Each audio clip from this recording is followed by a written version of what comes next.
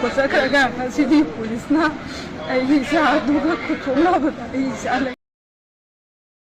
Listen ma'am from there ma'am apno po ngisi puduna le anu update ma ma'am adu di jeng mesi yam ngai to thodi ko nan police ka khut sokna bada leikhidrba laisam prem khungak pa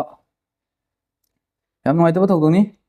ma ki mama na thamdra pa wafam asi ahan bada ma'am na tahan jarake aduga mathang ta bada ma'am su hajirake ma'am adu di tamina si ahan bada laisam prem gi mama na hairiba wahai khara asi cosa cagata si di pulisna ai sa duga kuchona bata ai sa le gitare ai sa da uliba thawna do ku pi dam to utpi do ajay butna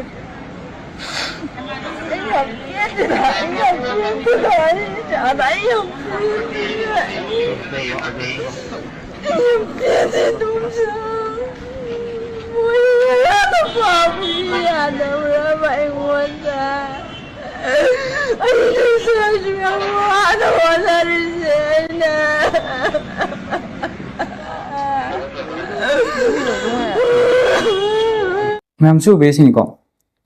yam thamoi kai uda yam thina edi yengbada ngamdre edi ko karigina ha de mama moina magi macha adu chawna jolpada kyam wai wa di haidu mama adu na ta khangni ko mapa ma dagi mama na kyam na macha da kyam section na chawna ba haiduna jolakpa si mama ma oin mama tana khangba ngamye ko ado yam thi thamoi soi ko hai asumna kaisu makoido khun ngagliba makoido kaisu sen phangbande talop phangbande thagi haidi khun isagi khun asi police na protect tawdabadagi cookie ga landabadagi protect tawdai makoise ngakjabne ko isagi thawai se khubak da haplaga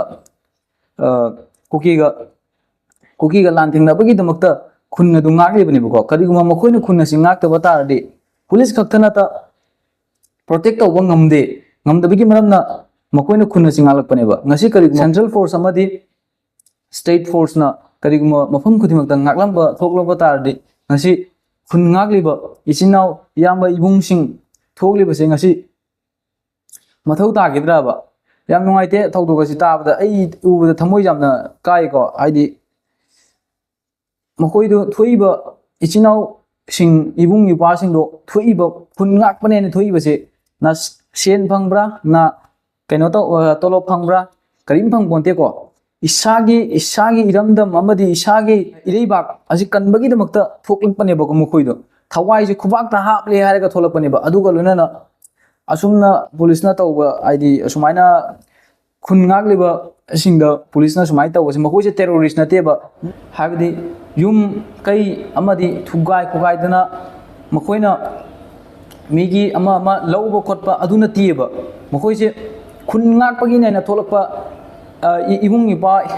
ichinaw ngotane baka makoi de sumaina tawba se yam thina thamoi pende kana gi ata tai ore yumbu adugi ita ata tai ore ba thoklei base khun adugi ngakna bagi damak to tholakpani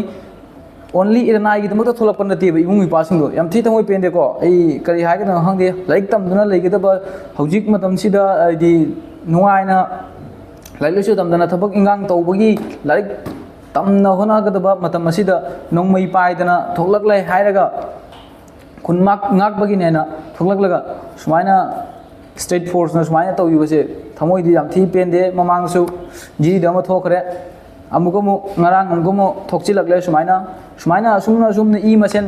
sumaina tawnar pata di kanana manipur ase kalakadoribno na central force na kalakhidra na state force na protect rokhidra na sondana cookie na landarak paletri mayam kari haga damna khangdre wafam ati thamjaningba poktre kaigino habda asumna torakpa tardi karamba ichinau sing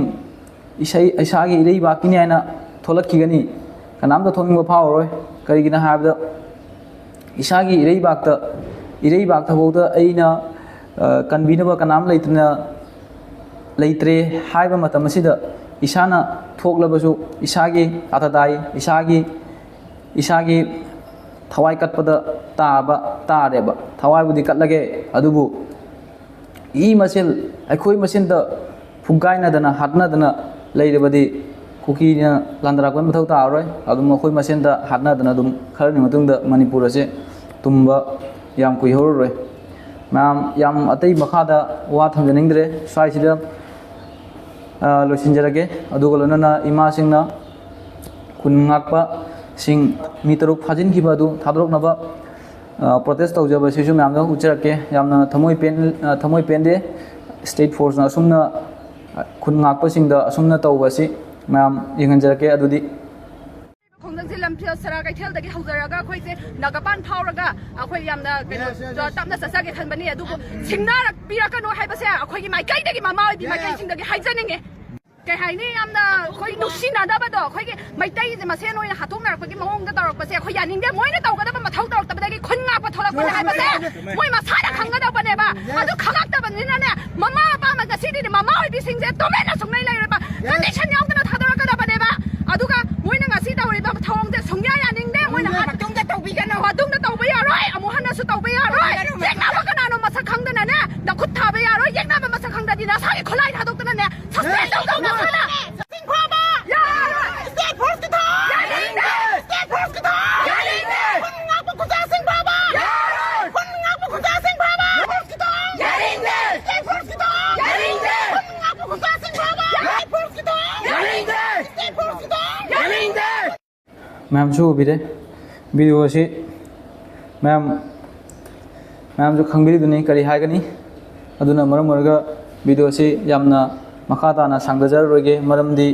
ma'am जो खंगबिरिदुनी अदुना मरम ओरगा साइसिदा tension जरगे अदुदी मथंगदा मु थेंगनजरसे काइनमरसे सोइगिबा लानगिबा जावरबसु ngakpigani